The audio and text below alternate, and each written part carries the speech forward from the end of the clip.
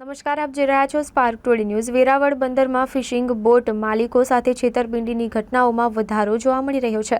વેરાવળના માછીમારને પરપ્રાંતીય ખલાસીઓએ લગાવ્યો 12.30 લાખનો ચૂનો। ફિશિંગ બોટમાં કામ કરવા એડવાન્સ રકમ લઈ ગયા અને સિઝન શરૂ થતાં માછીમાર સાથે છેતરપિંડી કરી કામ પર ન આવ્યા। વેરાવળના રાકેશ ચોરવાડી નામના બોટ માલિક સાથે છેતરપિંડી થઈ છે। બોટ માલિકે પોલીસ ફરિયાદ નોંધાવતા પોલીસે તપાસ હાથ ધરી છે અને વેરાવળ બંદરમાં અનેક બોટ માલિકો સાથે આવી ઘટના બની રહી છે।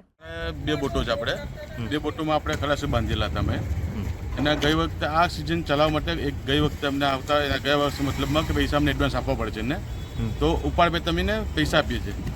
બે બોટો વચ્ચે અમને 12 લાખ રૂપિયા એડવાન્સ આપેલો છે બે ખલાસીનો મતલબમાં કે આ સિઝન ચાલુ એમાં આવવા માટેના। તો એ લોકો પૈસા લઈ ફ્રોડ કરીને અમારી બોટો માટે ચલાવવા માટે નથી આવ્યા, ઘરે રોકાઈ ગયા છે કે આ બીજી બોટોમાં અન્ય બોટોમાં ચાલ્યા ગયા છે।